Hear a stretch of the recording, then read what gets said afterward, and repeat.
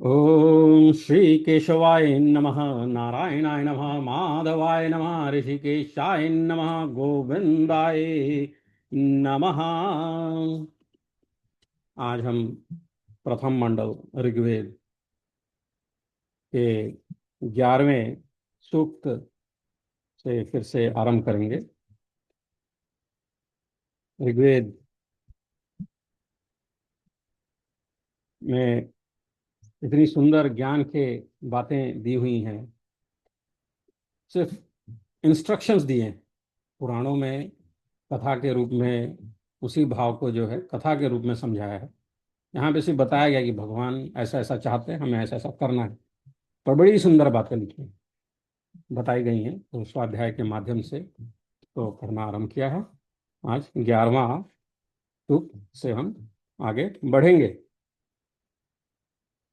अथास्याष्टर्चस्य केदार अथास्याष्टर्चस्येकादश सूक्तस्य जेता मादुक छंदस ऋषि इंद्रो देवता अनुष्टुप छंदः गांधारः स्वरः।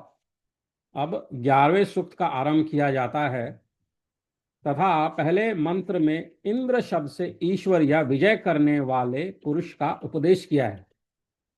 इंद्रम विश्वा अविवृधंत समुद्र व्यचसम गिरह रथीतमम रथीनाम वाजानाम सत्पतिम पर्थिम। इस मंत्र में श्लेषालंकार है। सब वेदवाणी परमेश्वर्य युक्त, सब में रहने, सब जगह रमण करने, सत्य स्वभाव तथा धर्मात्मा सज्जनों को विजय देने वाले परमेश्वर और धर्म व बल से दुष्ट मनुष्यों को जीतने तथा धर्मात्मा व सज्जन पुरुषों की रक्षा करने वाले मनुष्य का प्रकाश करती है। इस प्रकार परमेश्वर वेदवाणी से सब मनुष्यों को आज्ञा देता है। फिर से समझेंगे। सब वेदवाणी परमेश्वर युक्त, सब में रहने, सब जगह रमण करने, सत्य स्वभाव तथा धर्मात्मा सज्जनों को विजय देने वाले परमेश्वर।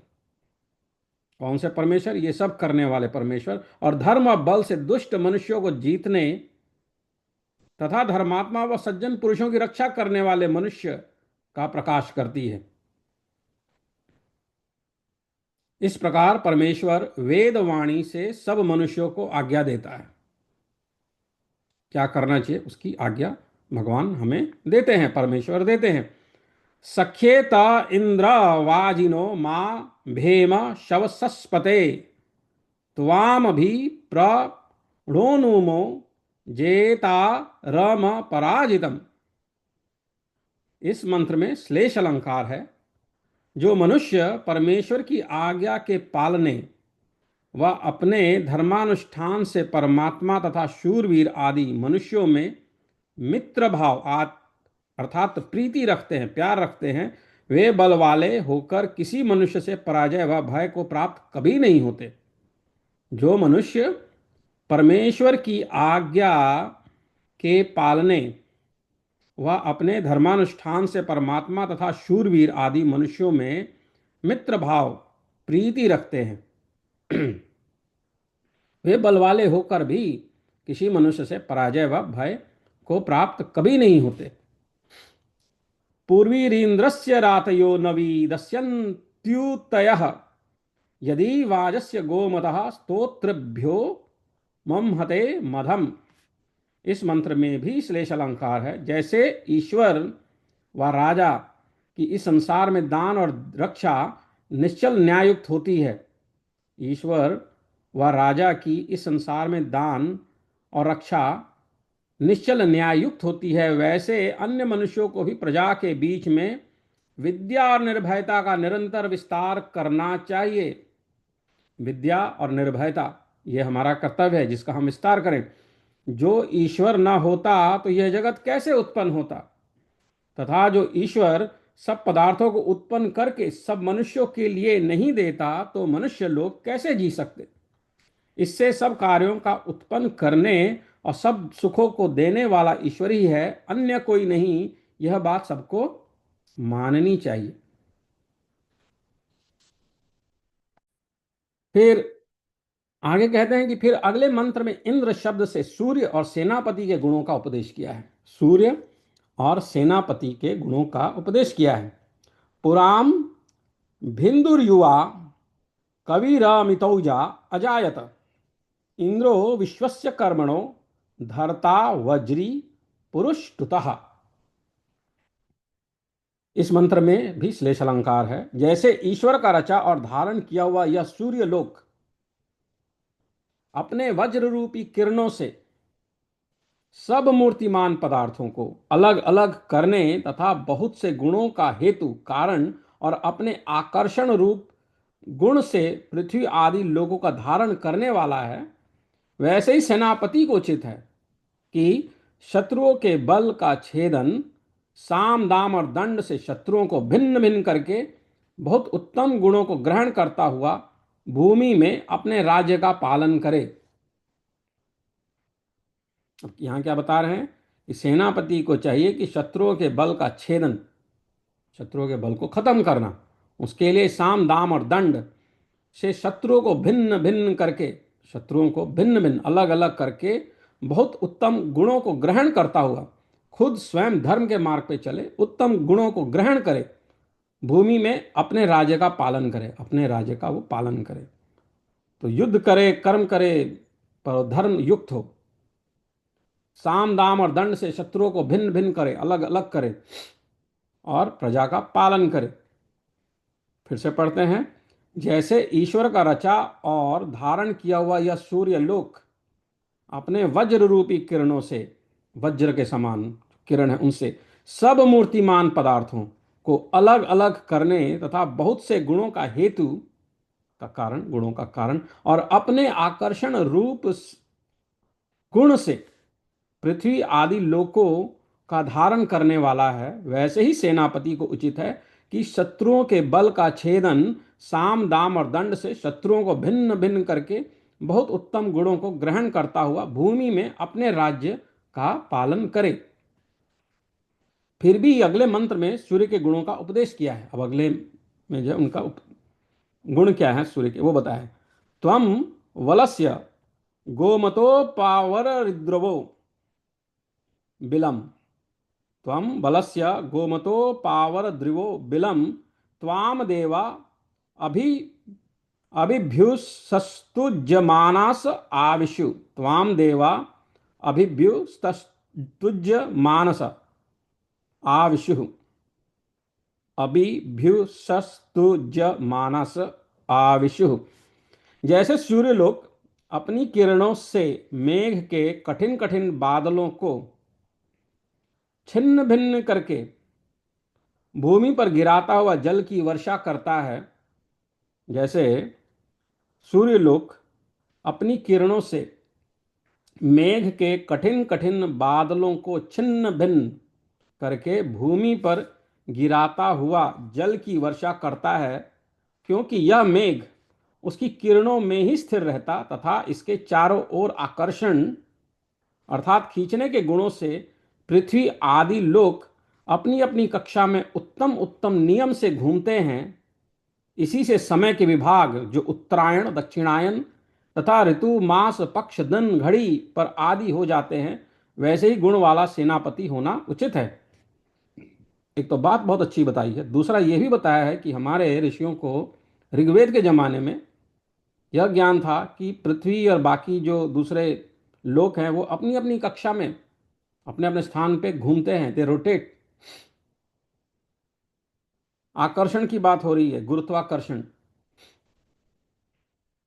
तो उस बात को बताते हुए जो है उस जमाने के हमारे ऋषि मुनि ये बात बता रहे हैं, सूर्य के गुणों का उपदेश कर रहे हैं कि जैसे सूर्य लोक अपनी किरणों से मेघ के कठिन कठिन बादलों को छिन्न भिन्न करके भूमि पर गिराता हुआ जल की वर्षा करता है, क्योंकि यह मेघ उसकी किरणों में ही स्थिर रहता तथा इसके चारों ओर आकर्षण अर्थात खींचने के गुणों से पृथ्वी आदि लोक अपनी अपनी कक्षा में उत्तम उत्तम नियम से घूमते हैं। इसी से समय के विभाग, इसी से समय के विभाग जो उत्तरायण, दक्षिणायन तथा ऋतु, मास, पक्ष, दिन, घड़ी पर आदि हो जाते हैं, वैसे ही गुण वाला सेनापति होना उचित है। तो वो अपना ये भी ज्ञान यहाँ पे दर्शाते हैं कि पृथ्वी और बाकी अन्य ग्रहों के अपनी अपनी कक्षा में उत्तम उत्तम नियमों से घूमने के कारण समय का भी विभाग होता है। किस प्रकार होता है? उत्तरायण, दक्षिणायन, और फिर ऋतुओं के बारे में बताते हैं कि ऋतु, मास, पक्ष, दिन, घड़ी, यह सब भी इसी ज्ञान पर आश्रित है। तो उस चीज को समझाते हुए बताते हैं कि गुण वाला सेनापति होना उचित है। अब अगले मंत्र में इंद्र शब्द से शूरवीर के गुणों का उपदेश किया है। अब शूरवीर के गुण क्या होते हैं?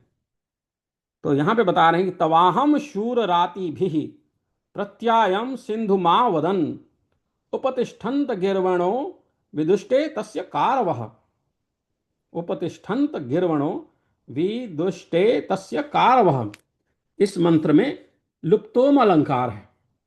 ईश्वर सब मनुष्यों को आज्ञा देता है कि जैसे मनुष्यों को धार्मिक, प्रशंसनीय सभाध्यक्ष व सेनापति मनुष्यों के अभयदान से निर्भयता को प्राप्त होकर जैसे समुद्र के गुणों को जानते हैं, वैसे ही उक्त पुरुष के आश्रय से अच्छी प्रकार जानकर उनको प्रसिद्ध करना चाहिए तथा दुखों के निवारण से सब सुखों के लिए परस्पर विचार भी करना चाहिए।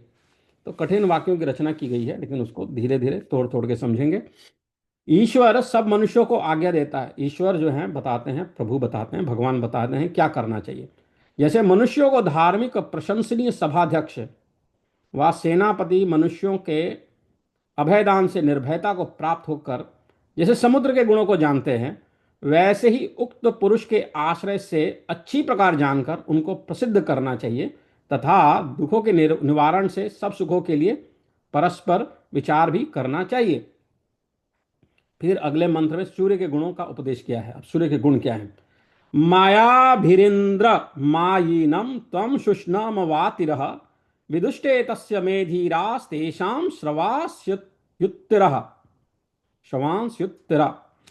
बुद्धिमान मनुष्यों को ईश्वर आज्ञा देता है, भगवान बुद्धिमान मनुष्यों को, कि साम दाम दंड और भेद की युक्ति से दृष्ट और शत्रुजनों की निवृत्ति करके विद्या और चक्रवर्ती राज की यथावत उन्नति करनी चाहिए।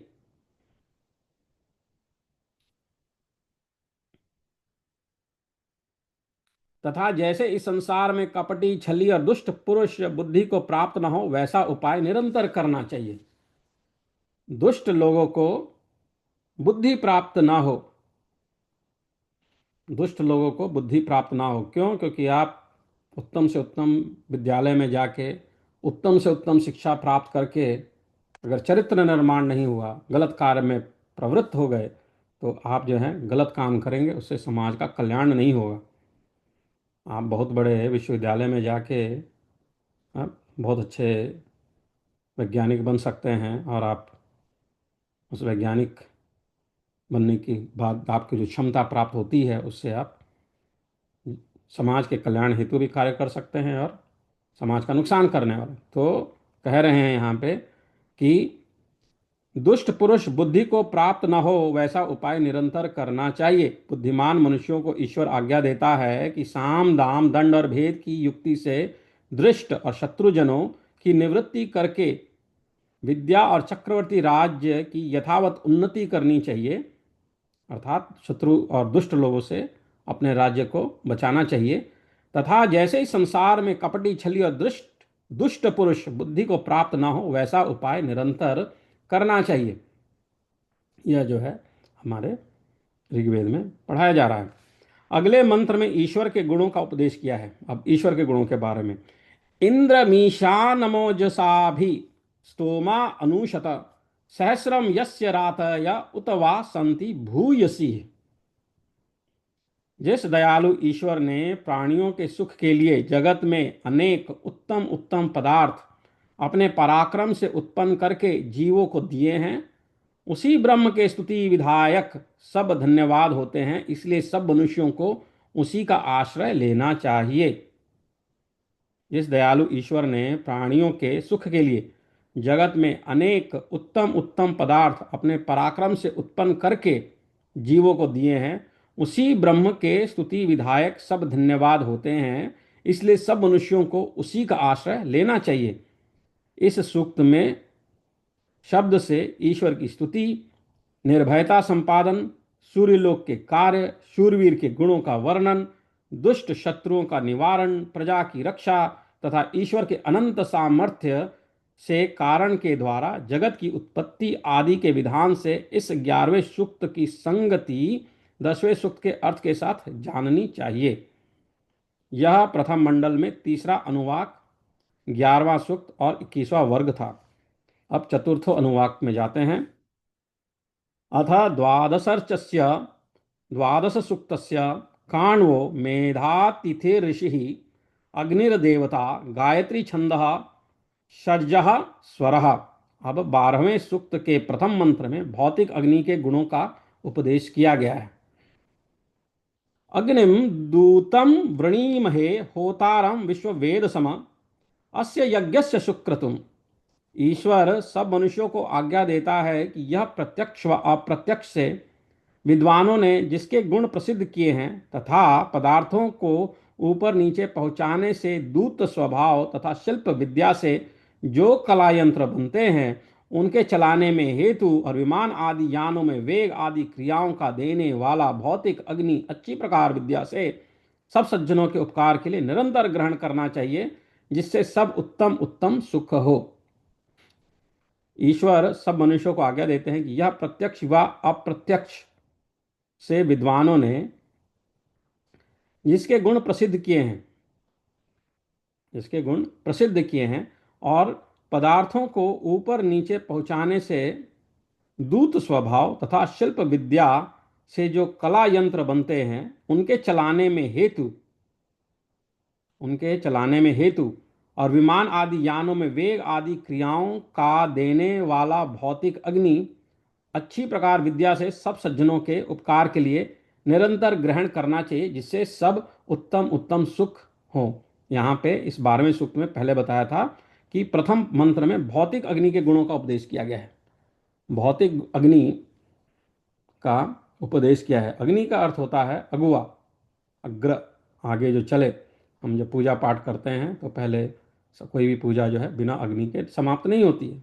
अग्नि के माध्यम से, अग्नि को अगुआ बना के देवताओं को हम अपना जो भी प्रसाद वगैरह जो समर्पित करते हैं वो प्रभु के पास जाए, वो उसके माध्यम है। अग्नि माध्यम है, अग्र है, आगे हैं, अगुआ है। अग्नि का वह अर्थ होता है। अब अगले मंत्र में 2 प्रकार के अग्नि का उपदेश किया है। अग्निमग्निम हवीमभिः सदा हवंत विश्पतिम हव्यवाह पुरु प्रियम। अग्निमग्निम हवीमभिः सदा हवंत विश्पतिम हव्यवाह पुरु प्रियम। इस मंत्र में लुप्तोपम अलंकार है और पिछले मंत्र में व्रणीमहे इस पद की अनुवृत्ति आती है। ईश्वर सब मनुष्यों के लिए उपदेश करता है कि हे मनुष्यों, तुम लोगों को विद्युत अर्थात बिजली रूप तथा प्रत्यक्ष भौतिक अग्नि से कला कौशल आदि सिद्ध करके इष्ट सुख सदैव भोगने और भुगवाने चाहिए। तो पिछले सूक्त में क्या था? अग्निं दूतम वृणीमहे होतारम विश्व वेदसम अस्य यज्ञस्य सुकृतुम। और फिर अगला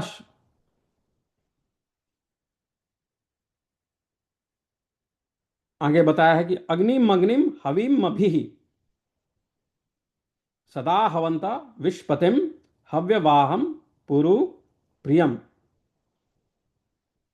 तो पिछले मंत्र में बताया गया था कि ईश्वर सब मनुष्यों को आज्ञा देता है कि यह प्रत्यक्ष व अप्रत्यक्ष से विद्वानों ने जिसके गुण प्रसिद्ध किए हैं तथा पदार्थों को ऊपर नीचे पहुंचाने से दूत स्वभाव और शिल्प विद्या से जो कला यंत्र बनते हैं उनके चलाने में जो कारण है वो, और विमान आदि यानों में वेग आदि क्रियाओं का देने वाला भौतिक अग्नि, उस जमाने के विमानों आदि में जो वेग देता है उसके लिए अग्नि की जो आवश्यकता होती है, भौतिक अग्नि, उसके बारे में बता रहे हैं कि विमान आदि यानों में वेग आदि क्रियाओं का देने वाला भौतिक अग्नि अच्छी प्रकार विद्या से सब सज्जनों के उपकार के लिए निरंतर ग्रहण करना चाहिए, जिससे सब उत्तम उत्तम सुख हो। और अगले मंत्र में बताया है कि पिछले मंत्र से वृणीमहे इस पद की अनुवृत्ति आती है। ईश्वर सब मनुष्यों के लिए उपदेश करता है कि हे मनुष्यों, हमारे को कहते हैं कि हे मनुष्यों, तुम लोगों को विद्युत अर्थात बिजली रूप तथा प्रत्यक्ष भौतिक अग्नि से कला कौशल आदि सिद्ध करके इष्ट सुख सदैव भोगने और भुगवाने चाहिए।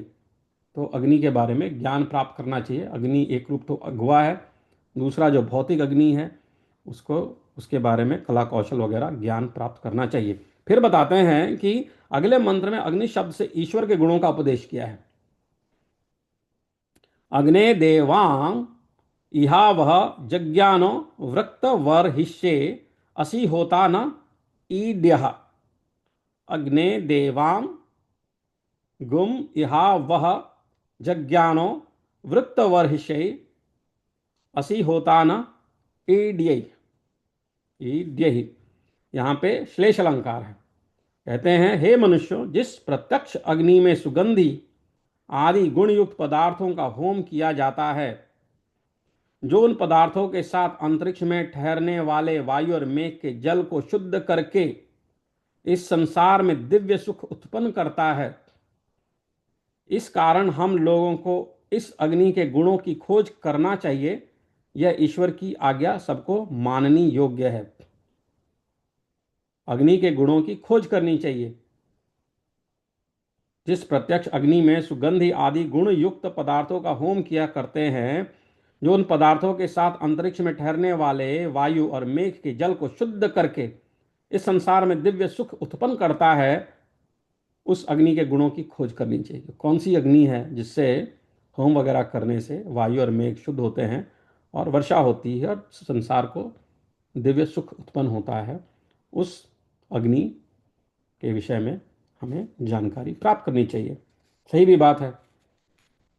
खेती वगैरह करनी है, कब कहाँ कैसी ऋतु होगी, कब वर्षा होगी, किस प्रकार की वर्षा होगी, वातावरण कैसे शुद्ध होगा, उसकी शुद्धता करने के लिए अग्नि का क्या महत्व है, ये जानना हमारे लिए आवश्यक है। अगले मंत्र में भौतिक अग्नि के गुणों का उपदेश किया है। तांगम उषतो ही बोधय यदग्ने यासी दूत्यम देवैरा सत्सी बर्हिषि। परमेश्वर आज्ञा देता है कि मनुष्यों, यह अग्नि तुम्हारा दूत है, क्योंकि हवन किए हुए परमाणु रूप पदार्थों को अंतरिक्ष में पहुंचाता और उत्तम उत्तम भोगों की प्राप्ति का हेतु है, प्राप्ति के लिए है। इससे सब मनुष्यों को अग्नि के जो प्रसिद्ध गुण हैं उनको संसार में अपने कार्यों की सिद्धि के लिए अवश्य प्रकाशित करना चाहिए। अग्नि के गुणों के बारे में संसार में हमें ज्ञान बांटना चाहिए। उक्त अग्नि फिर भी क्या करता है सो अगले मंत्र में प्रकाशित किया है। धृता हवन दीदिवः प्रतिष्म ऋषतो दह अग्ने तम रक्षस्विनः। जो अग्नि इस प्रकार सुगंध आदि गुण वाले पदार्थों से संयुक्त होकर सब दुगंध आदि दोषों को निवारण करके सबके लिए सुखदायक होता है, वह अच्छे प्रकार काम में लाना चाहिए। ईश्वर का यह वचन सब मनुष्यों को मानना उचित है। सही भी बात है। वह अग्नि कैसे प्रकाशित होता और किस प्रकार का है सो अगले मंत्र में उपदेश किया है। अग्निनाग्नि अग्निनाग्नि समिद्यते कविर्ग्रह पतिर्युवा हव्यवाड़ जुहास्य जुह्वास्य। अग्निनाग्नि समिद्यते कविर्ग्रह पतिर्युवा हव्यावड़ जुहायसः जुह्वास्य व्याड़ जुह्वास्य। जो यह सब पदार्थों में मिला हुआ विद्युत रूप अग्नि कहलाता है, उसी से प्रत्यक्ष यह सूर्यलोक और भौतिक अग्नि प्रकाशित होते हैं। और फिर जिसमें छिपे हुए विद्युत रूप होके रहते हैं, जो इनके गुण और विद्या को ग्रहण करके मनुष्य लोग उपकार करें तो उनसे अनेक व्यवहार सिद्ध होकर उनको अत्यंत आनंद की प्राप्ति होती है। यह जगदीश्वर का वचन है। यह जगदीश्वर का वचन है। जो यह सब पदार्थों में मिला हुआ विद्युत रूप अग्नि कहता है, उसी से प्रत्यक्ष यह सूर्यलोक और भौतिक अग्नि प्रकाशित होते हैं। और फिर जिसमें छिपे हुए विद्युत रूप होके इलेक्ट्रिसिटी विद्युत रूप होके रहते हैं, जो इनके गुण और विद्या को ग्रहण करके मनुष्य लोग उपकार करें तो उनसे अनेक व्यवहार सिद्ध होकर उनको अत्यंत आनंद की प्राप्ति होती है। यह जगदीश्वर का वचन है। अगले मंत्र में अग्नि शब्द से ईश्वर का उपदेश किया है कि कविम अग्निमुप स्तुहि सत्य धर्माण मध्वरे देवम ममीव चातनम। कविमग्निमुपम कविमग्निमुप स्तुहि सत्य धर्माण मध्वरे देवम मीव चातनम। इसमें श्लेष अलंकार है। मनुष्यों को सत्य विद्या से धर्म की प्राप्ति तथा शिल्प विद्या की सिद्धि के लिए ईश्वर और भौतिक अग्नि के गुण अलग अलग प्रकाशित करने चाहिए, जिससे प्राणियों को रोग आदि के विनाश पूर्वक सब सुखों की प्राप्ति यथावत हो। मनुष्यों को सत्य विद्या से धर्म की प्राप्ति तथा शिल्प विद्या की सिद्धि के लिए ईश्वर और भौतिक अग्नि के गुण अलग अलग प्रकाशित करने चाहिए, जिससे प्राणियों को रोग आदि के विनाश पूर्वक सब सुखों की प्राप्ति यथावत हो। फिर भी अगले मंत्र में ईश्वर का उपदेश किया है कि यस्त्वामग्ने हविष्पतिर्दूतम देव सपर्यति तस्य स्म प्राविता भव। इस मंत्र में श्लेष अलंकार है। दूत शब्द का अर्थ दो पक्ष में समझना चाहिए, अर्थात एक इस प्रकार से कि सब मनुष्यों में ज्ञान का पहुंचाना ईश्वर पक्ष, तथा एक से दूसरे देश में पदार्थों का पहुंचाना भौतिक पक्ष में ग्रहण किया गया है। जो आस्तिक अर्थात परमेश्वर में विश्वास रखने वाले पुरुष अपने हृदय में सर्वसाक्षी का ध्यान करते हैं, वे पुरुष ईश्वर से रक्षा को प्राप्त होकर पापों से बचकर धर्मात्मा हुए अत्यंत सुख को प्राप्त होते हैं। तथा जो युक्त से विमान आदि रथों में भौतिक अग्नि से संयुक्त करते हैं, वे भी युद्ध आदि को में रक्षा को प्राप्त होकर औरों की रक्षा करने वाले होते हैं। यो अग्निम देववीत ये हविष्मागम आविवासति तस्मै पावक मृडय। इस मंत्र में श्लेष अलंकार है। जो मनुष्य अपने सत्यभाव कर्म और विज्ञान से परमेश्वर का सेवन करते हैं, वे दिव्य गुण पवित्र कर्म और उत्तम उत्तम सुखों को प्राप्त होते हैं। जो मनुष्य अपने सत्यभाव कर्म और विज्ञान इन तीन चीजों से परमेश्वर का सेवन करते हैं, वे दिव्य गुण पवित्र कर्म और उत्तम उत्तम सुखों को प्राप्त होते हैं। तथा जिससे यह दिव्य गुणों का प्रकाश करने वाला अग्नि रचा है, उस अग्नि से मनुष्यों को उत्तम उत्तम उपकार लेने चाहिए। इस प्रकार ईश्वर का उपदेश है। स नः पावक दिदीवोग्ने देवागम इहावह उपयज्ञम हविश्चनः। इस मंत्र में श्लेष अलंकार है।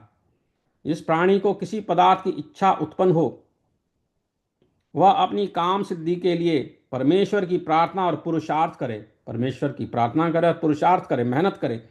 जैसे इस वेद में जगदीश्वर के गुण स्वभाव तथा अन्यों में प्रतिपादित किए हुए दृष्टि गोचर होते हैं, वैसे मनुष्यों को उनके अनुकूल कर्म के अनुष्ठान से अग्नि आदि पदार्थों की गुणों को ग्रहण करके अनेक प्रकार व्यवहार की सिद्धि करनी चाहिए। स नः स्तवान आभर गायत्रेण नवीयसा रईम वीरवती मिशम। इस मंत्र में श्लेष अलंकार है तथा पहले मंत्र से चकार की अनुवृत्ति की है। पहले मंत्र से चकार की अनुवृत्ति की है।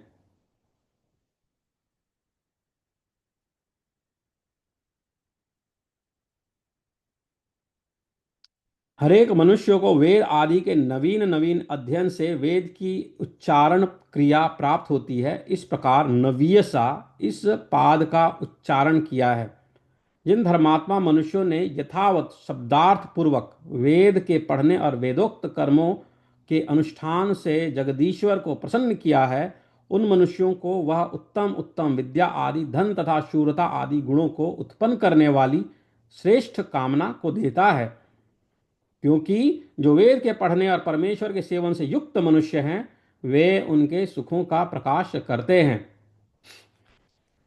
अग्ने शुक्रेण शोचिषा विश्वाभिदैर्व वहूतिभिः इमं स्तोमं जुषुस्वनः। इस मंत्र में भी श्लेष अलंकार है। दिव्य विद्याओं के प्रकाश होने से देव शब्द से वेदों का ग्रहण किया है। दिव्य विद्याओं के प्रकाश होने से देव शब्द से वेदों का ग्रहण किया है। जब मनुष्य लोग सत्य प्रेम के साथ जब मनुष्य लोग सत्य प्रेम के साथ वेद वाणी से वेद वाणी से जगदीश्वर की स्तुति करते हैं, तब वह परमेश्वर उन मनुष्यों को विद्यादान से प्रसन्न करता है। वेद वाणी से जगदीश्वर की स्तुति करते हैं सत्य प्रेम के साथ, तब वह परमेश्वर उन मनुष्यों को विद्यादान से प्रसन्न करता है। वैसे ही यह भौतिक अग्नि भी विद्या से कला कौशल में युक्त किया हुआ ईंधन आदि पदार्थों में ठहर कर सब क्रियाकांड का सेवन करता है।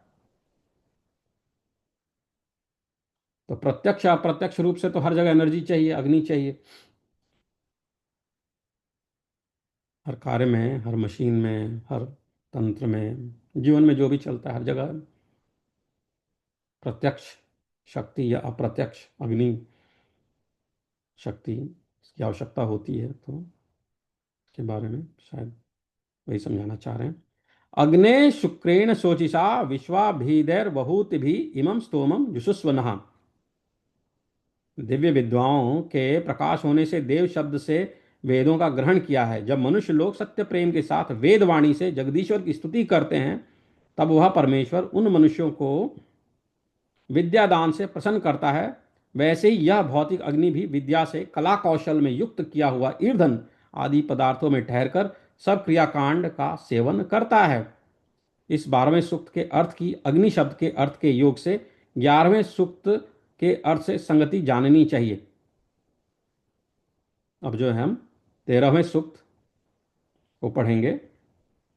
अथास्य द्वादशर्चस्य त्रयोदश सूक्तस्य मेधातिथि कण्व ऋषि ईद्मा समिद्धोग्नि तनूनपात नराशंसः इडः बर्हिः देवीर्द्वारः उषासानक्ता दैव्यो होतारौ प्रचेतसौ सरस्वतीडा भारत भारत्यस्त भारत्यस्तिस्त्रो देव्यः त्वष्टा वनस्पतिः स्वाहाकृतयश्च द्वादश देवताः गायत्री छंदः षड्ज स्वरः।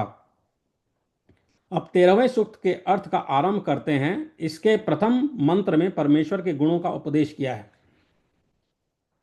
परमेश्वर के गुणों का उपदेश किया है। सुसमिद्धो न आ वह देवागम अग्ने हविष्मदे होतः पावक यक्षिच। इस मंत्र में श्लेष अलंकार है।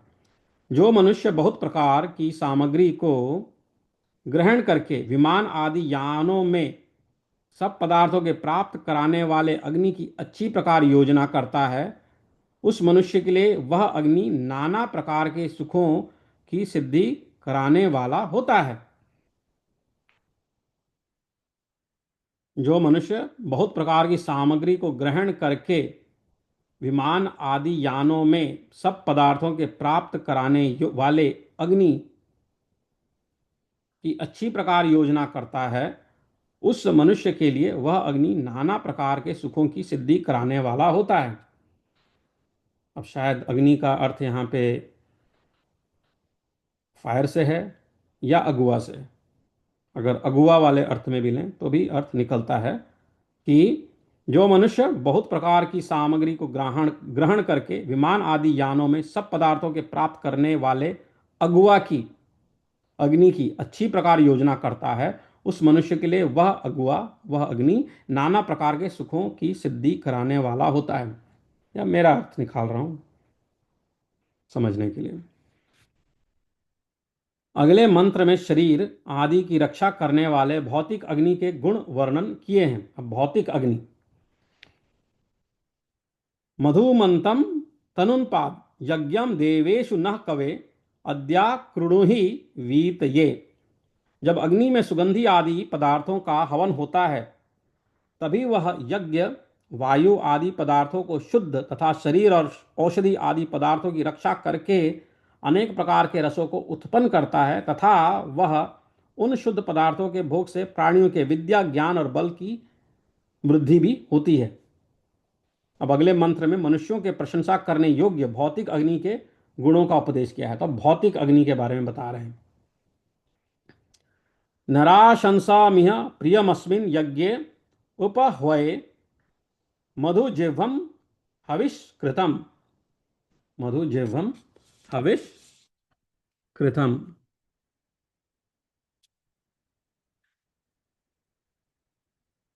जो भौतिक अग्नि इस संसार में होम के निमित्त युक्ति से ग्रहण किया हुआ प्राणियों की प्रसन्नता कराने वाला है। जो भौतिक अग्नि इस संसार में होम के निमित्त युक्ति से ग्रहण किया हुआ प्राणियों की प्रसन्नता कराने वाला है, उस अग्नि की 7 जीभें हैं। सप्त जिह्वा भी कहते हैं ना।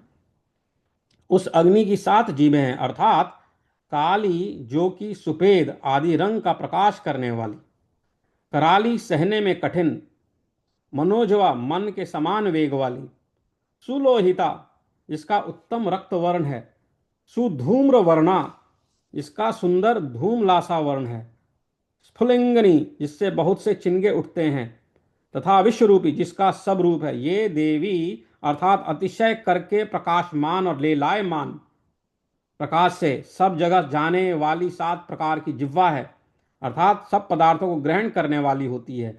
इस उक्त 7 प्रकार की अग्नि की जीभों से सब पदार्थों में मनुष्यों को उपकार लेना चाहिए।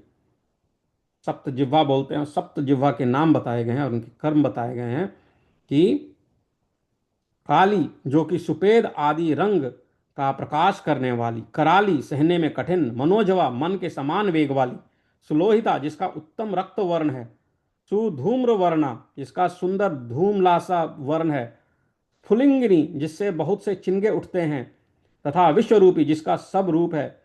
ये देवी अर्थात अतिशय करके प्रकाशमान और लेलाय माना प्रकाश से सब जगह जाने वाली 7 प्रकार की जिह्वा हैं, अर्थात सब पदार्थों को ग्रहण करने वाली होती हैं। इस उक्त 7 प्रकार की अग्नि की जीभों से सब पदार्थों में मनुष्यों को उपकार लेना चाहिए या उपकार मानना चाहिए। उक्त अग्नि इस प्रकार उपकार में लिया हुआ जिसका हेतु होता है, सो उपदेश अगले मंत्र में किया गया है कि अग्ने सुखतमे रथे देवागुम इड़त आवह असी होता मनुर्हितः। मनुष्यों को बहुत कलाओं से संयुक्त पृथ्वी जल और अंतरिक्ष में गमन का हेतु तथा अग्नि व जल आदि पदार्थों से संयुक्त 3 प्रकार का रथ कल्याण कारक तथा अत्यंत सुख देने वाली होकर बहुत उत्तम उत्तम कार्यों की सिद्धि को प्राप्त कराने वाला होता है। मनुष्यों को बहुत कलाओं से संयुक्त पृथ्वी जल और अंतरिक्ष में गमन का हेतु, पृथ्वी जल और अंतरिक्ष में जाने का कारण, गमन का हेतु तथा अग्नि व जल आदि पदार्थों से संयुक्त, अग्नि और जल आदि पदार्थों से संयुक्त 3 प्रकार का रथ, 3 प्रकार के रथ कल्याणकारक तथा अत्यंत सुख देने वाली होकर बहुत उत्तम उत्तम कार्यों की सिद्धि को प्राप्त कराने वाला होता है। फिर वह भौतिक अग्नि उक्त प्रकार से क्रिया में युक्त किया हुआ क्या करता है, सो अगले मंत्र में उपदेश है कि अग्नि करता क्या है। स्त्रणीत बहिरानुषग धृत पृष्ठम मनीषिण यत्रामृतस्य चक्षणम। विद्वान लोग अग्नि में जो घृत पदार्थ छोड़ते हैं, घी छोड़ते हैं, वे अंतरिक्ष को प्राप्त होकर अंतरिक्ष में जाकर वहां के ठहरे हुए जल को शुद्ध करते हैं, और वह शुद्ध हुआ जल सुगंधि आदि गुणों से सब पदार्थों का आच्छादन करके सब प्राणियों को सुखयुक्त करता है। अब अगले मंत्र में घर यज्ञशाला और विमान आदि रथ अनेक द्वारों के सहित बनाने चाहिए, इस विषय का उपदेश किया है। अगले मंत्र में घर यज्ञशाला और विमान आदि रथ अनेक द्वारों के सहित बनाने चाहिए, इस विषय का उपदेश किया है। श्रेयंतामृत वृधो द्वारो देवी रसंचतः अद्या नूनम च यष्टवे। मनुष्यों को अनेक प्रकार के द्वारों के घर यज्ञशाला और विमान आदि यानों को बनाकर उनमें स्थिति होम और देशांतरों में जाना आना करना चाहिए।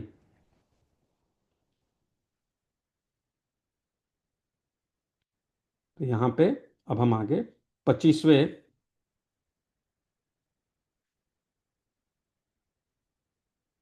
यहाँ पे बताया जा रहा है कि 24वां वर्ग समाप्त हुआ। उक्त कर्म से दिन रात सुख होता है। सो अगले मंत्र में प्रकाशित किया है कि नक्तो शासा, नक्तो शासा या नक्तो खासा, सा जो है मूर्धनी सा है यहाँ पे, उसके बाद में साध है। नक्तो शासा सुपेशसास्मिन यज्ञ उप होवये इदम नो बर्हिरा सदैव। मनुष्यों को उचित है कि संसार में विद्या से सदैव उपकार लेवे। मनुष्यों को उचित है, मनुष्यों को करना चाहिए क्या, कि संसार में विद्या से सदैव उपकार लेवें, क्योंकि रात्रि दिन सब प्राणियों के सुख का हेतु होता है। अब अगले मंत्र में उन अग्नियों का उपदेश किया है जो शुद्ध करने वाले विद्युत रूप से अप्रसिद्ध और प्रसिद्ध स्थूल रूप से प्रसिद्ध है। ता सुजिह्वा उपहवय होतारा देव्या कवि यज्ञम नो यक्षता मिमम। जैसे एक बिजली, बेग आदि अनेक गुण वाला अग्नि है, इसी प्रकार प्रसिद्ध अग्नि भी है, तथा ये दोनों सकल पदार्थों के देखने में और अच्छे प्रकार क्रियाओं में नियुक्त किए हुए शिल्प आदि अनेक कार्यों की सिद्धि के हेतु होते हैं। इसलिए इन्हीं से मनुष्यों को सब उपकार लेने चाहिए। वहां 3 प्रकार की क्रिया का प्रयोग करना चाहिए। इस विषय का उपदेश अगले मंत्र में किया है कि इड़ा सरस्वती मही तिस्त्रो देवीर्म यो भुवः बर्हि सीदंत्वस्त्रिधः। मनुष्यों को इड़ा जो कि पठन पाठन की प्रेरणा देने हारी, सरस्वती जो उपदेश रूप ज्ञान का प्रकाश करने, और मही जो सब प्रकार से प्रशंसा करने योग्य हैं, ये तीनों वाणी कुतर्क से खंडन करने योग्य नहीं है। ये तीनों वाणी कुतर्क से खंडन करने योग्य नहीं है, तथा सब सुख के लिए तीनों प्रकार की वाणी सदैव स्वीकार करनी चाहिए, जिससे निश्चलता से अविद्या का नाश हो। अविद्या का नाश करने के लिए कुतर्क नहीं करना चाहिए। किसके अगेंस्ट, किसके खिलाफ? मनुष्यों को इड़ा जो कि पठन पाठन की प्रेरणा देने वाली इड़ा, सरस्वती जो उपदेश रूप ज्ञान का प्रकाश करने, और मही जो सब प्रकार से प्रशंसा करने योग्य हैं, ये तीनों वाणी कुतर्क से खंडन करने योग्य नहीं है, कुतर्क ना करें, तथा सब सुख के लिए तीनों प्रकार की वाणी सदैव स्वीकार करनी चाहिए, जिससे निश्चलता से अविद्या का नाश हो। फिर वहां क्या क्या करना चाहिए, इस विषय का उपदेश अगले मंत्र में किया है। इह त्वष्टारमग्रियम विश्वरूपमुप हवे अस्माकमस्तु केवलः। इस मंत्र में श्लेष अलंकार है।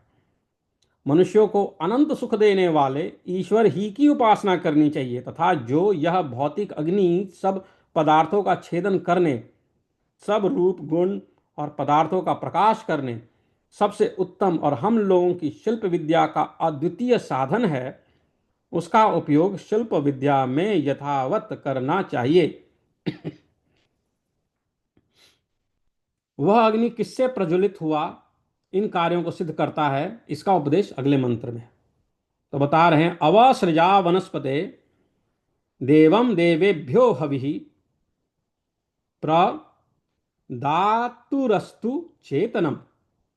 मनुष्यों से पृथ्वी तथा सब पदार्थ जलमय युक्ति से क्रियाओं में युक्त किए हुए अग्नि से प्रदीप्त होकर रोगों की निर्मूलता से बुद्धि और बल को देने के कारण ज्ञान के बढ़ाने के हेतु होकर दिव्य गुणों का प्रकाश करते हैं। इस क्रियाकांड को मनुष्य लोग किस प्रकार से करें, सो उपदेश अगले मंत्र में किया है। स्वाहा यज्ञम कृणोतन्द्रा, स्वाहा यज्ञम कृणो तनेन्द्राय यज्वनो गृहे तत्र देवा गुम उप हवय।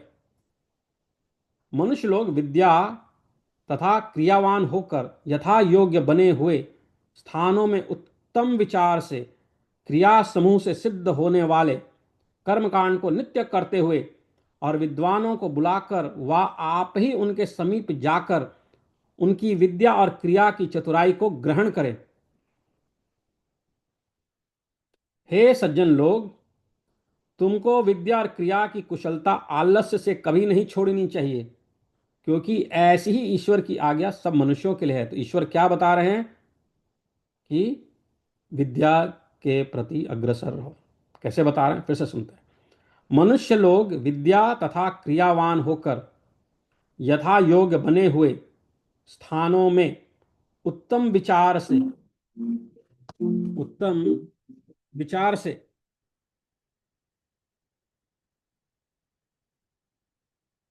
क्रिया समूह से सिद्ध होने वाले कर्म कांड को नित्य करते हुए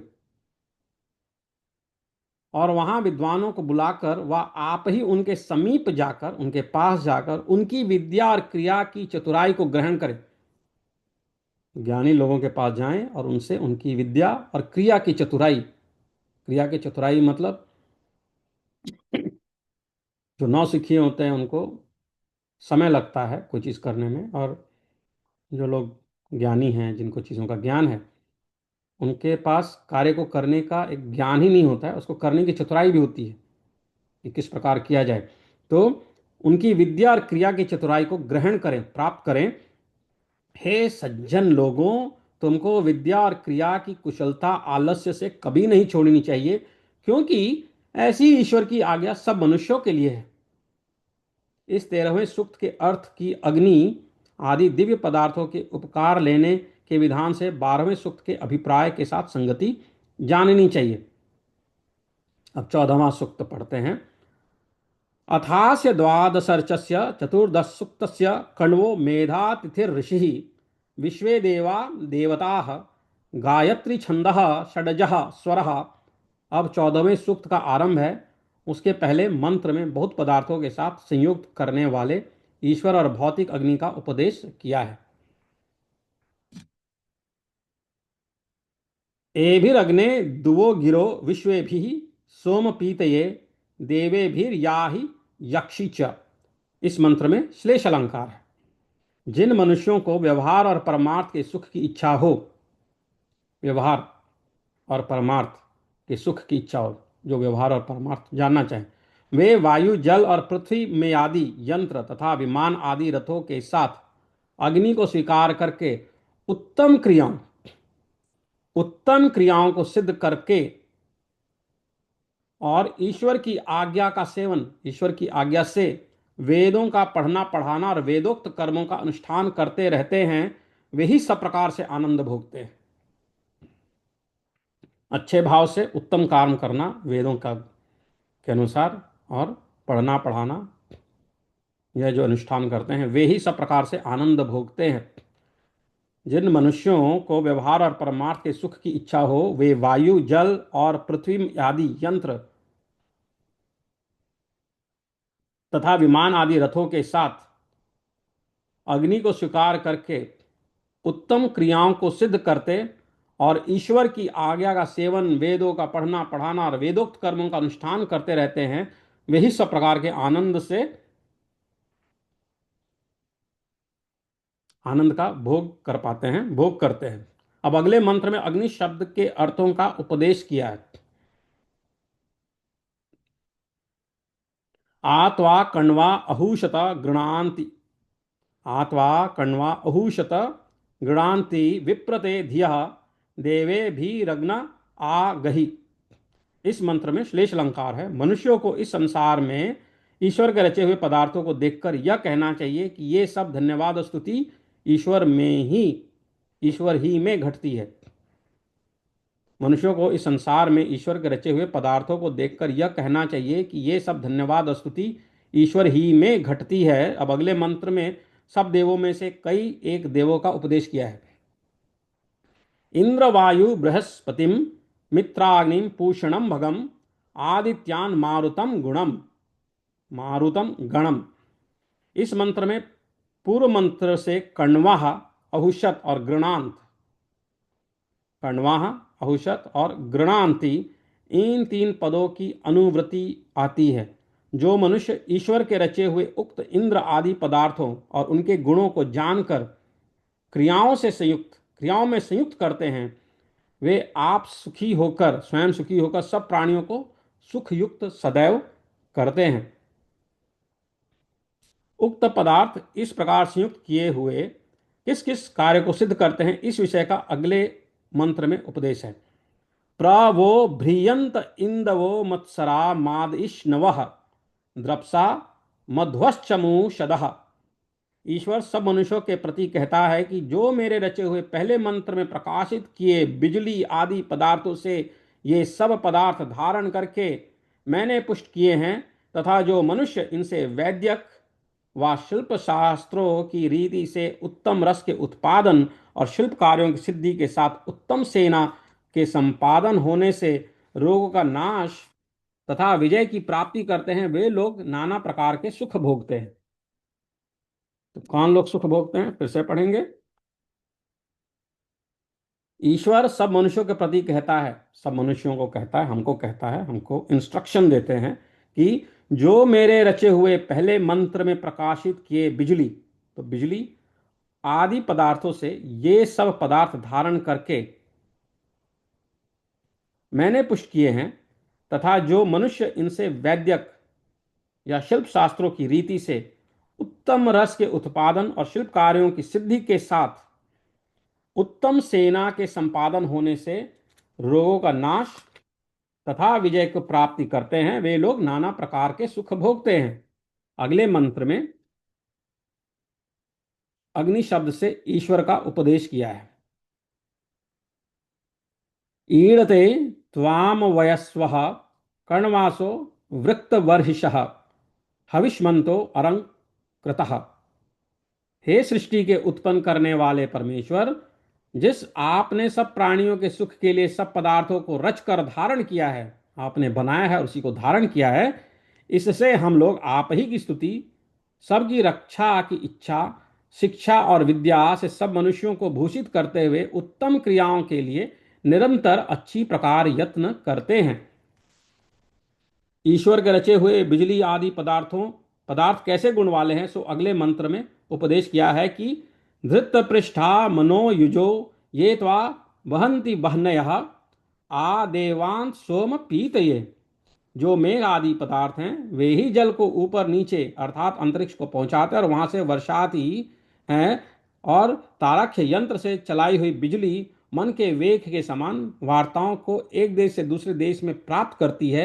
इसी प्रकार सब सुखों को प्राप्त कराने वाले यही पदार्थ हैं, ऐसी ईश्वर की आज्ञा है।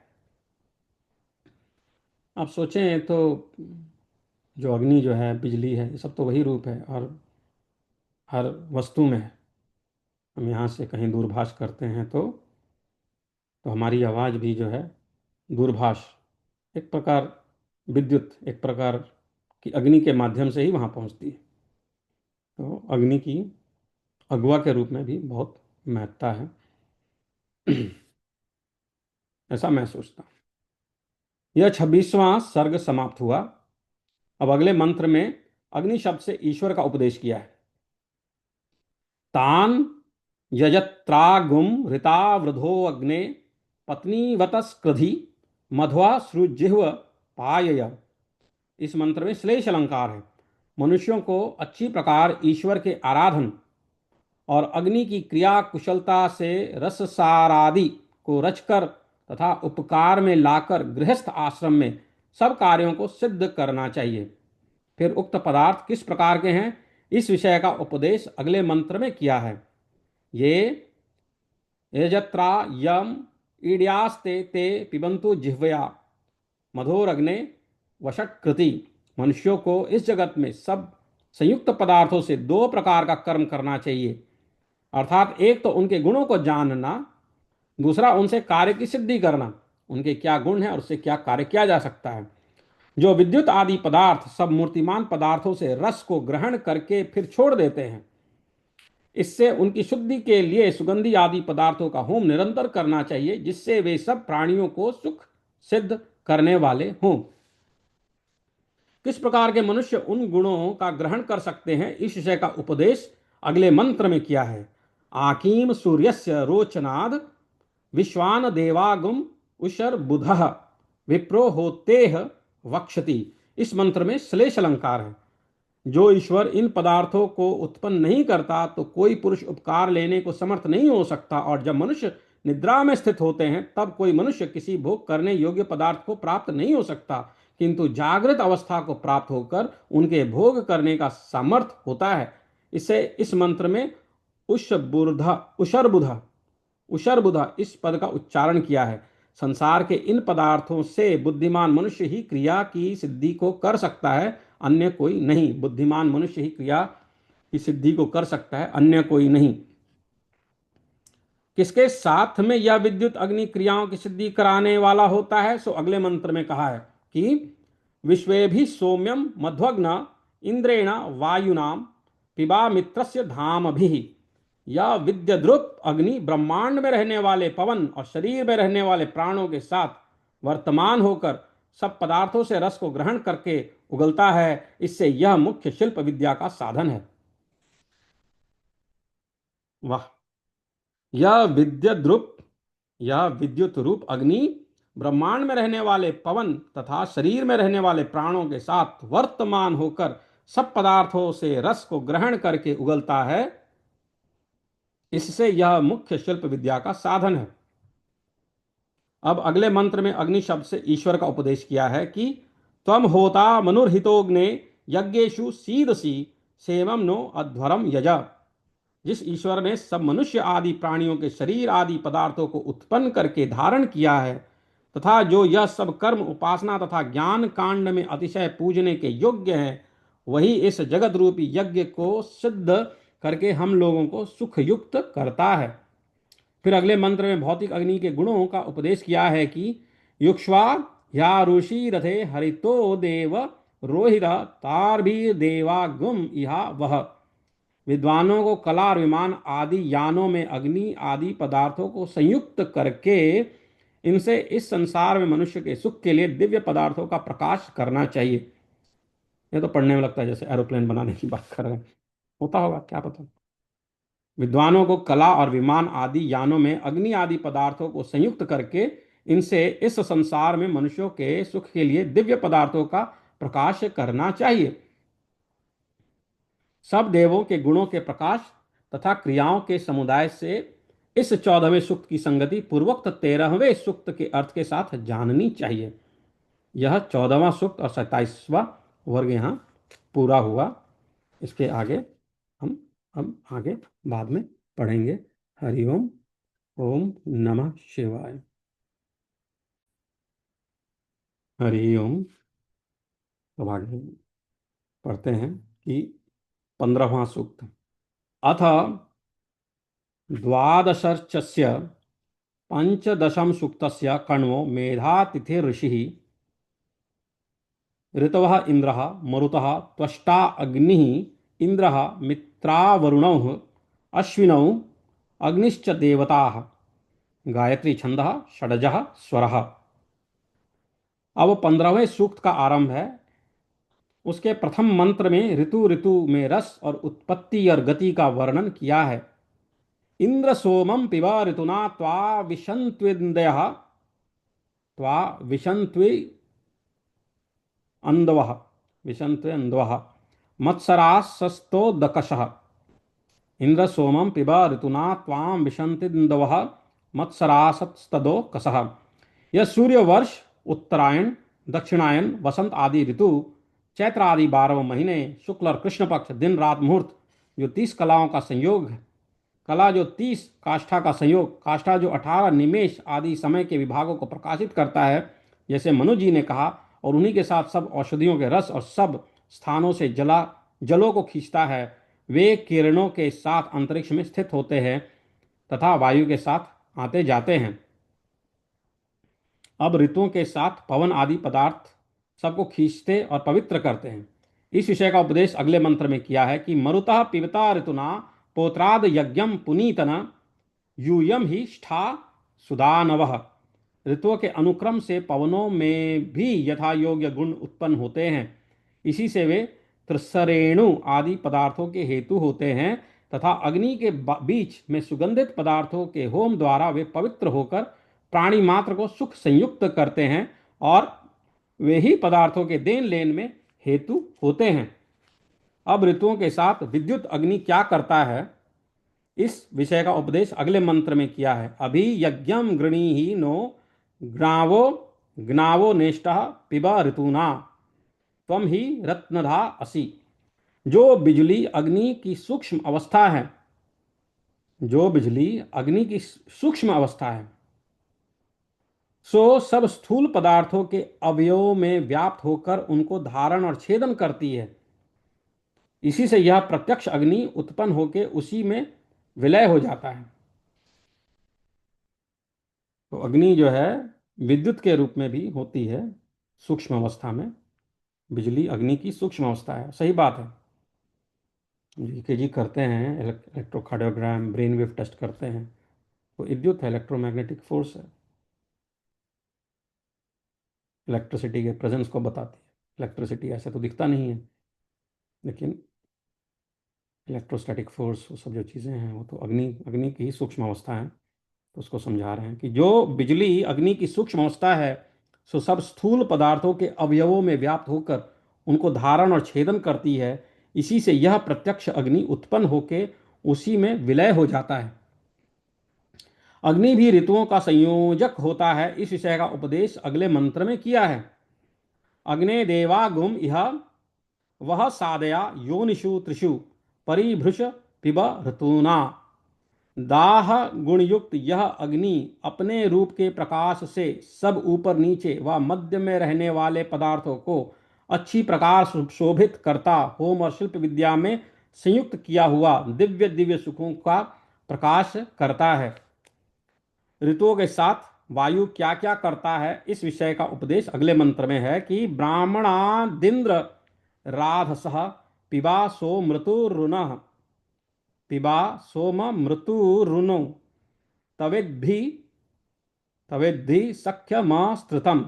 ब्राह्मणादिंद्र राधस पिबा सोम मृतुरुनु तेवेद्धि सख्यमस्तृतम्। मनुष्यों को योग्य है कि, मनुष्यों को चाहिए, मनुष्यों को यह करना चाहिए कि जगत के रचने वाले परमेश्वर ने वायु आदि पदार्थों में जो जो नियम स्थापन किए हैं, law of physics, all the rules that have been put forth by the God, परमात्मा, मनुष्यों को योग्य है कि जगत के रचने वाले परमेश्वर ने वायु आदि पदार्थों में जो जो नियम स्थापन किए हैं उनको जानकर कार्यों को सिद्ध करना चाहिए और उनसे सिद्ध किए हुए धन से सब ऋतुओं में सब प्राणियों के अनुकूल हित संपादन करना चाहिए तथा युक्ति के साथ सेवन करना चाहिए और प्राणियों के अनुकूल हित संपादन करना चाहिए तथा युक्ति के साथ सेवन किए हुए पदार्थ मित्र के समान होते और इससे विपरीत शत्रु के समान होते हैं, ऐसा जानना चाहिए। वाह, क्या बात कही है। कहते हैं कि मनुष्यों को योग्य है कि जगत के रचने वाले परमेश्वर ने वायु आदि पदार्थों में जो जो नियम स्थापन किए हैं उनको जानकर कार्यों को सिद्ध करना चाहिए और उनसे सिद्ध किए हुए धन से सब ऋतुओं में सब प्राणियों के अनुकूल हित संपादन करना चाहिए तथा युक्ति के साथ सेवन किए हुए प्राणियों के अनुकूल हित संपादन करना चाहिए तथा युक्ति के साथ सेवन किए हुए पदार्थ मित्र के समान होते और इससे विपरीत शत्रु के समान होते हैं, ऐसा जानना चाहिए। आखिरी भाषा में कहें तो ये कह रहे हैं कि विज्ञान वगैरह के विषय में हमको जानना चाहिए। जो भी लॉ ऑफ फिजिक्स है, फिजिकल नेचर है, जो कि भगवान ने ही दिया है, उसको समझना चाहिए और उससे जो चीज बने वह प्राणियों के अनुकूल, सारे समाज के अनुकूल होना चाहिए, उनके फेवर में होना चाहिए। ऐसा कर्म ना करें उन चीजों को खोज के जिससे कि लोगों का बुरा हो। तो बता रहे हैं यहाँ पे कि वायु आदि पदार्थों में जो जो नियम स्थापन किए हैं, जो जो लॉ ऑफ फिजिक्स हैं भगवान ने बनाए हैं, फिजिक्स बोलें, केमिस्ट्री बोलें, बायोलॉजी बोलें, जो जो बनाया है भगवान ने, उनको जानकर उसको वी शुड लर्न और सिद्ध करना चाहिए। और उससे जो चीज़ बने सिद्ध करना चाहिए, मतलब चीज़ें जो बनती हैं, हम आविष्कार जो करते हैं, वो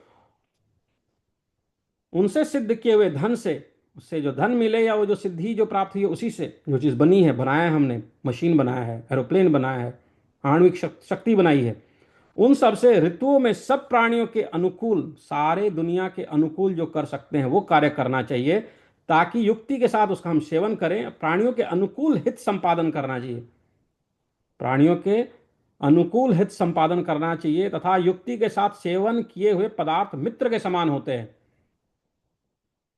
युक्ति के साथ सेवन किए हुए। अगर युक्ति के साथ करेंगे तो मित्र है, और युक्ति के विपरीत करेंगे तो वह शत्रु है। ब्राह्मणादिंद्र राधस पिबा सोम मृतोरुन तवेद्धि सख्यमस्तृतम। वाह। अब वायु विशेष प्राण व उदान ऋतुओं के साथ क्या क्या प्रकाश करते हैं, इस बात का उपदेश अगले मंत्र में किया है। युवम दक्षम धृतावृता मित्रावरुण दूढ़भम ऋतुना यज्ञ माशाथे। जो सबका मित्र बाहर आने वाला प्राण तथा शरीर के भीतर रहने वाला उदान है।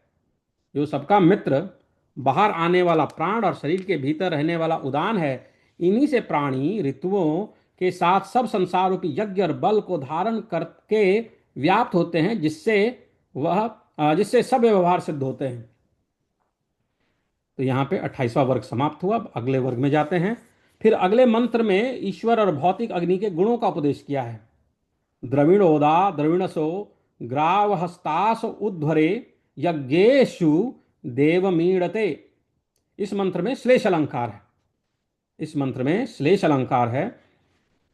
सब मनुष्यों को सब कर्म, उपासना तथा ज्ञान कांड यज्ञों में परमेश्वर ही की पूजा तथा भौतिक अग्नि, होम व शिल्प आदि कामों में अच्छी प्रकार संयुक्त करके करने योग्य है। सब मनुष्यों को सब कर्म, उपासना तथा ज्ञान कांड यज्ञों में परमेश्वर ही की पूजा तथा भौतिक अग्नि, होम व शिल्पादि कामों में अच्छी प्रकार संयुक्त करने योग्य है। उक्त अग्नि ही सब पदार्थों का देने व उनका दिलाने वाला है। इस विषय का उपदेश अगले मंत्र में किया है। द्रविणोदा ददातु नो वसूनि यानि शृणीवरे देवेषु ता वनामहे। परमेश्वर ने इस संसार में जीवों के लिए जो पदार्थ उत्पन्न किए हैं, उपकार में संयुक्त किए हैं, उन पदार्थों से जितने प्रत्यक्ष व अप्रत्यक्ष वस्तु से सुख उत्पन्न होते हैं, वे विद्वानों ही के संग से सुख देने वाले होते हैं।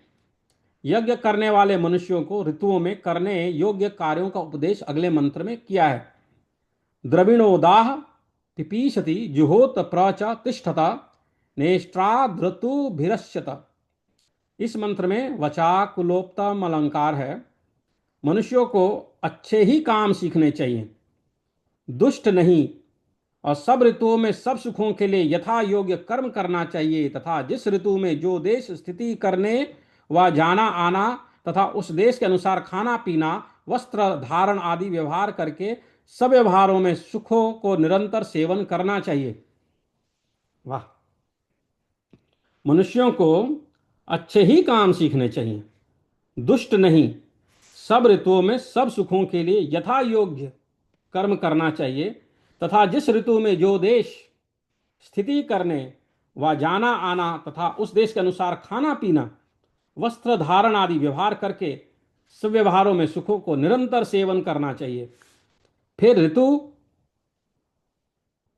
ऋतु में ईश्वर का ध्यान करना चाहिए। फिर ऋतु में ईश्वर का ध्यान करना चाहिए। इस विषय का उपदेश अगले मंत्र में किया है।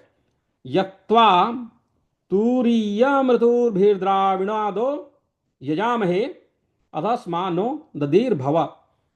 परमेश्वर तीन प्रकार के अर्थात स्थूल, सूक्ष्म और कारण रूप जगत से अलग होने के कारण चौथा है। परमेश्वर तीन प्रकार के अर्थात स्थूल, सूक्ष्म और कारण रूप जगत से अलग होने के कारण चौथा है, जो कि सब मनुष्यों को सर्वव्यापी, सबका अंतर्यामी और आधार, नित्य पूजन करने योग्य है। उसको छोड़कर ईश्वर बुद्धि करके किसी दूसरे पदार्थ की उपासना न करनी चाहिए, क्योंकि इससे भिन्न कोई कर्म के अनुसार जीवों को फल देने वाला नहीं है। परमेश्वर तीन प्रकार के अर्थात स्थूल, सूक्ष्म और कारण रूप जगत से अलग होने के कारण चौथा है, जो कि सब मनुष्यों को सर्वव्यापी, सबका अंतर्यामी और आधार बेस, नित्य पूजन करने योग्य, उसको छोड़कर ईश्वर बुद्धि करके किसी दूसरे पदार्थ की उपासना न करनी चाहिए, क्योंकि इससे भिन्न कोई कर्म के अनुसार जीवों को फल देने वाला नहीं है। फल देने वाला सिर्फ ईश्वर है। फिर ऋतुओं के साथ में सूर्य और चंद्रमा के गुणों का उपदेश अगले मंत्र में किया है। अश्विना पिबतम मधु दिद्यग्नि शुचिव्रता ऋतुना यज्ञ वाहसा। ईश्वर उपदेश करता है कि मैंने जो सूर्य चंद्रमा तथा इस प्रकार मिले हुए अन्य भी दो दो पदार्थ कार्यों की सिद्धि के लिए संयुक्त किए हैं, हे मनुष्यों, हे मनुष्यों, तुम्हें वे अच्छी प्रकार सब ऋतुओं के सुख तथा व्यवहार की सिद्धि को प्राप्त करते हैं, इनको सब लोग समझे। ईश्वर उपदेश करता है कि मैंने जो सूर्य चंद्रमा तथा इस प्रकार मिले हुए अन्य भी दो दो पदार्थ कार्यों की सिद्धि के लिए संयुक्त किए हैं, हे मनुष्यों, तुम्हें वे अच्छी प्रकार सब ऋतुओं के सुख तथा व्यवहार की सिद्धि को प्राप्त करते हैं, इनको सब लोग समझे। फिर भी भौतिक अग्नि के गुणों का उपदेश अगले मंत्र में किया है, अगले मंत्र में किया है। गार्हपत्येन संत्या ऋतुना यज्ञ नीरसी देवान देवयते यज। जो विद्वान से सब व्यवहार रूप कामों में ऋतु ऋतु के प्रति विद्या के साथ अच्छी प्रकार प्रयोग किया हुआ अग्नि है, जो विद्वानों से सब व्यवहार रूप कामों में ऋतु ऋतु के प्रति विद्या के साथ अच्छी प्रकार प्रयोग किया हुआ अग्नि है, सो मनुष्य आदि प्राणियों के लिए दिव्य सुखों को प्राप्त करता है। जो सब देवों के अनुयोगी वसंत आदि ऋतु हैं, उनके यथा योग्य गुण प्रतिपादन से 14वें सूक्त के अर्थ के साथ 15वें सूक्त के अर्थ की संगति जाननी चाहिए। 16वां सूक्त, अथ नववर्चस्य षोडश सूक्तस्य काण्वो मेधातीर्थी ऋषि इंद्रो देवता गायत्री छंद षडजः स्वरः। अब 16वें सूक्त का आरंभ है। उसके प्रथम मंत्र में सूर्य के गुणों का उपदेश किया है। आत्वा वहंतु हरयो वृषणम सोमपीतये इंद्र त्वा सूरचक्षसः। सूर्य की प्रत्यक्ष दीप्ति सब रसों के हरने, सबका प्रकाश करने तथा वर्षा कराने वाली है। वह यथा योग्य अनुकूलता के साथ सेवन करने से मनुष्यों को उत्तम उत्तम सुख देती है। सूर्य की प्रत्यक्ष दीप्ति, सूर्य की जो किरण है, वह सब रसों के हरने, रसों को हर लेती है। सबका प्रकाश करने, सब जगह प्रकाश करती है और वर्षा कराने वाली है, सूर्य के कारण ही वर्षा होता है। वह यथा योग्य अनुकूलता के साथ, जैसी योग्यता है वो और जैसी अनुकूलता है, जैसा मौसम है, जैसा समय है, उसके अनुसार, तो यथा योग्य अनुकूलता के साथ सेवन करने से मनुष्यों को उत्तम उत्तम सुख देती है। फिर भी अगले मंत्र में सूर्यलोक के गुणों का ही उपदेश किया है। इमा धाना धृतस्नुवो हरिम इहोपवक्षतः इंद्रम सुखतमे रथे। इस संसार में रात्रि और दिन, शुक्ल तथा कृष्ण पक्ष, दक्षिणायन और उत्तरायण हरण करने वाले कहलाते हैं। उनसे सूर्यलोक आनंद रूप व्यवहारों को प्राप्त करता है। अब अगले मंत्र में इंद्र शब्द से 3 अर्थों का उपदेश किया है। इंद्रम प्रातः वामः इंद्रम प्रत्यध्वरे इंद्रम सोमस्य पीतये। मनुष्यों को परमेश्वर प्रतिदिन उपासना करने योग्य है और उसकी ही आज्ञा के अनुकूल वर्तना चाहिए। बिजली तथा प्राण रूप वायु है, उसकी विद्या से पदार्थों का भोग करना चाहिए। अब अगले मंत्र में इंद्र शब्द से वायु के गुणों का उपदेश किया है। उपना सुतमा गही हरिभीरिंद्र केशभि सुते ही त्वा हवामहे। जो पदार्थ हम लोगों को शिल्प आदि व्यवहारों में उपकार युक्त करने चाहिए, वे अग्नि, विद्युत, सूर्य और वायु ही के निमित्त से प्रकाशित होते और जाते आते हैं। फिर अगले मंत्र में इंद्र के गुणों का उपदेश किया है। सेवम न स्तोममा गह्युपेदम सर्वनम सुतम गौरो न तृषितः पिब। इस मंत्र में उपमा अलंकार है। जैसे अत्यंत प्यासे मृग आदि पशु और पक्षी वेग से दौड़कर नदी, तालाब आदि स्थान को प्राप्त होकर जल को पीते हैं, वैसे ही यह सूर्यलोक अपनी वेगवती किरणों से औषधि आदि को प्राप्त होकर उसके रस को पीता है। सो यह विद्या की वृद्धि के लिए मनुष्य को यथावत उपयुक्त करना चाहिए। यहाँ पे तीसरा वर्ग समाप्त हुआ। आगे पढ़ते हैं। अब वायु किस लिए, किसमें, किन पदार्थों के रस को पीता है, इस विषय का उपदेश अगले मंत्र में किया है। इमे सोमास इंदवः सूतासो अधि बर्हिषि तागुम इंद्र सहसे पिब। इंद्र ईश्वर ने क्षमा कीजिएगा, ईश्वर ने इस संसार में प्राणियों के बल आदि वृद्धि के लिए इतने मूर्तिमान पदार्थ उत्पन्न किए हैं। सूर्य से छिन्न भिन्न किए हुए उनको पवन अपने निकट करके धारण करता है। उसके संयोग से प्राणी अप्राणी बल पराक्रम वाले होते हैं। उक्त वायु कैसे गुण वाला है, इस विषय का उपदेश अगले मंत्र में किया है। अयम ते स्तोमो अग्नियो हृदय स्प्रगस्तु शंतमः अथा सोम सुतम पिबा। मनुष्यों के लिए उत्तम गुण तथा शुद्ध किया हुआ यह पवन अत्यंत सुखकारी होता है। विश्वामित्सवरम सूतमिंद्रो मदाय गच्छति वृत्रहा सोम पीतये। वायु आकाश में अपने गमन आगमन से सब संसार को प्राप्त होकर मेघ की वृष्टि करने या सबसे वेग वाला होकर सब प्राणियों को सुख युक्त करता है। इसके बिना कोई प्राणी किसी व्यवहार को सिद्ध करने को समर्थ नहीं हो सकता। हमारी संस्कृति इतनी सुंदर है कि पर्यावरण के विषय में इतने सुंदर विचार हैं और पर्यावरण का संरक्षण करने के लिए हमको प्रोत्साहित करते हैं। अब जब हम अग्नि और वायु और इनके कर्म और इनकी ज़रूरत, इनकी आवश्यकता के विषय में समझेंगे और उसके अनुसार पूजन वगैरह करेंगे, वृक्ष लगाएंगे, गंदगी नहीं फैलाएंगे, इस प्रकार का जीवन जिएंगे, तो समाज का कल्याण होगा। उसी के माध्यम से हमारा भी कल्याण होगा। तो अगले मंत्र में इंद्र शब्द से ईश्वर के गुणों का उपदेश किया है। सेमम नः काममा प्रण गोभिरश्वैः शतक्रतो स्तवाम त्वा स्वाध्य।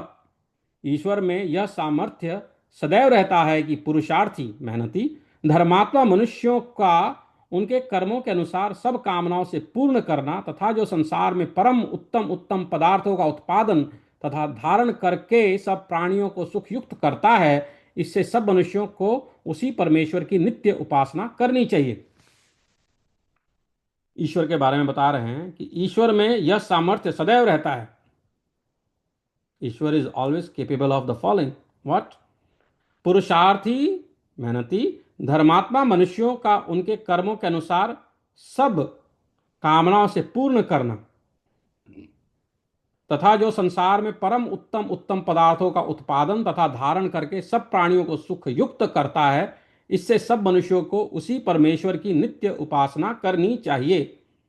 ऋतुओं के संपादक जो सूर्य और वायु आदि पदार्थ हैं, उनके यथा योग्य प्रतिपादन से पूर्व 15वें सूक्त के अर्थ के साथ इस 16वें सूक्त के अर्थ की संगति समझनी चाहिए।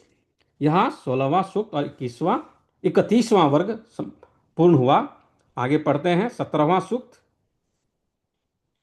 अथास्य नववर्षस्य सप्तदश सूक्तस्य काणो मेधा तिथि ऋषि इंद्रावरुणौ देवते 1 3 7 9 गायत्री, 2 यवमध्या विरांग गायत्री, 4 चतुर्थ पादनी चिरद गायत्री, पंचम भूरी गार्ची गायत्री, षष्ठी निश्रद्ध गायत्री, अष्टमी पिपलिकाम ध्यानी च श्रद्ध गायत्री च छंदः षडजः स्वरः। अब 17वें सूक्त का आरंभ है। इसके पहले मंत्र में इंद्र वरुण के गुणों का उपदेश किया है। इंद्रावरुणयोर हम सम्राजोरव आवृणे तानो मृडात ईदृशे। जैसे प्रकाशमान संसार के उपकार करने, सब सुखों को देने, व्यवहारों के हेतु और चक्रवर्ती राजा के समान सबकी रक्षा करने वाले सूर्य और चंद्रमा है, वैसे ही हम लोगों को भी होना चाहिए। तो हमको कैसा होना चाहिए? समाज को कैसा होना चाहिए? जैसे प्रकाशमान संसार के उपकार करने वाले, सब सुखों को देने, व्यवहारों के हेतु और चक्रवर्ती राजा के समान सबकी रक्षा करने वाले सूर्य और चंद्रमा हैं, उसी प्रकार हम भी हों। इंद्र वारुण योरहम सम्राजोरव आवृणे तानो मृणातु ईदृशे। अब इंद्र और वरुण से संयुक्त किए हुए अग्नि और जल के गुणों का उपदेश अगले मंत्र में किया है कि गंतारा ही स्थोवसे हवम विप्रस्य मावतः धरतारा चर्षणी नाम। पूर्व मंत्र से इस मंत्र में आवृणे इस पद का ग्रहण किया है। आवृणे इस मंत्र का ग्रहण किया है। विद्वानों से युक्ति के साथ कला यंत्रों में युक्त किए हुए अग्नि जल और कलाओं से बल में आते हैं, तब रथों को शीघ्र चलाने, उनमें बैठे हुए मनुष्य आदि प्राणी पदार्थों के कारण के धारण कराने और सबको सुख देने वाले होते हैं। इस प्रकार साधे हुए ये दोनों किस किस के हेतु हैं, इस विषय का उपदेश अगले मंत्र में किया है कि अनुकामम तर्पयेथा मिंद्रा वरुण राय आ तावाम नेदिष्टमीमहे। मनुष्यों को योग्य है कि जिस प्रकार अग्नि और जल के गुणों को जानकर क्रिया कुशलता में संयुक्त किए हुए ये दोनों बहुत उत्तम उत्तम सुखों को प्राप्त करें, उस युक्ति के साथ कार्यों में अच्छी प्रकार इनका प्रयोग करना चाहिए। उक्त कार्य के करने से क्या होता है, इस विषय का उपदेश अगले मंत्र में है कि युवाकु ही सचीनाम युवाकु सुमतीनाम भूयाम वाजदाव नाम। युवाकु ही सचीनाम युवाकु सुमतीनाम भूयाम वाजदाव नाम। मनुष्यों को सदा आलस्य छोड़कर अच्छे कामों का सेवन और विद्वानों का समागम नित्य करना चाहिए, जिससे अविद्या और दरिद्रता जड़ मूल से नष्ट हो। हमारे ऋग्वेद में कहा है, बता रहे हैं, युवाको ही सची नाम युवाको सुमति नाम भूयाम वाजदाव नाम। मनुष्यों को सदा आलस्य छोड़कर अच्छे कामों का सेवन तथा विद्वानों का समागम नित्य करना चाहिए, जिससे अविद्या और दरिद्रता जड़ मूल से नष्ट हो। अच्छे लोगों के साथ में रहना चाहिए, सुसंगति की आवश्यकता है। फिर इंद्र और वरुण किस प्रकार के हैं, इस विषय का उपदेश अगले मंत्र में किया है कि इंद्र सहस्रदाव नाम वरुण शंस्यानाम प्रतुर्भवत्युकथ्य। पहले मंत्र से इस मंत्र में ही इस पद की अनुवृत्ति है। जितने पृथ्वी आदि व अन्न आदि पदार्थ दान आदि के साधक हैं, उनमें अग्नि विद्युत सूर्य मुख्य है। इससे सबको चाहिए कि उनके गुणों का उपदेश करके उनकी स्तुति व उनका उपदेश सुने और करें, क्योंकि जो पृथ्वी आदि पदार्थों में जल वायु और चंद्रमा अपने अपने गुणों के साथ प्रशंसा करने और जानने योग्य हैं, वे क्रिया कुशलता में संयुक्त किए हुए उन क्रियाओं को सिद्धि कराने वाले होते हैं। यहाँ पे 32वां वर्ग समाप्त हुआ। आगे पढ़ते हैं। फिर उन दोनों से मनुष्यों को क्या क्या करना चाहिए, इस विषय का उपदेश अगले मंत्र में किया है कि तयोरीदवसा वयम सनेमनि च धीमहि स्यादुत प्ररेचनम। मनुष्यों को उचित है कि अग्नि आदि पदार्थों के उपयोग से पूर्ण धन का संपादन और उसकी रक्षा व उन्नति के साथ यथा योग्य खर्च करने से विद्या और राज्य की वृद्धि से सबके हित की उन्नति करनी चाहिए। कैसे धन के लिए उपाय करना चाहिए, इस विषय का उपदेश अगले मंत्र में किया है। इंद्रावरुण वामहम हुए चित्राय राधसे अस्मांसु जिज्ञुष कृतम। जो मनुष्य अच्छी प्रकार साधन किए हुए मित्र और वरुण को कामों में युक्त करते हैं, वे नाना प्रकार के धन आदि पदार्थों व विजय आदि सुखों को प्राप्त होकर आप सुख संयुक्त होते और औरों को भी सुख संयुक्त करते हैं, सबको सुखी करते हैं। फिर उनसे क्या क्या सिद्ध होता है, इस विषय का उपदेश अगले मंत्र में किया है कि इंद्रा वरुण नु नु वाम शिशासन तीसु धीश्वा अस्मभ्यम शर्म यक्षतम। इस मंत्र में पूर्व मंत्र से हुए पद का ग्रहण किया है। जो मनुष्य शास्त्र से उत्तमता को प्राप्त हुई बुद्धियों से शिल्प आदि उत्तम व्यवहारों में उक्त इंद्र और वरुण की अच्छी रीति से युक्त करते हैं, वही संसार में सुखी को फैलाते हैं। उक्त इंद्र वरुण के यथा योग्य गुण कीर्तन करने की योग्यता का अगले मंत्र में प्रकाश किया है। प्र वामश्नोतु सुष्टु तिरीन्द्रावरुण याम हुए या मृधाथे सधस्तुतिम। इस मंत्र में वाचक् लुप्तोपम अलंकार है। मनुष्यों को जिस पदार्थ के जैसे गुण हैं उनके वैसे ही जानकर उनसे सदैव उपकार ग्रहण करना चाहिए, इस प्रकार ईश्वर का संदेश है, उपदेश है। पूर्वोक्त 16वें सूक्त के अनुयोगी मित्र और वरुण के अर्थ का इस सूक्त में प्रतिपादन करने से इस 17वें सूक्त के अर्थ के साथ 16वें सूक्त की अर्थ की संगति करनी चाहिए। यह चौथा अनुवाक 17वां सूक्त और 33वां वर्ग समाप्त हुआ। हरि ओम।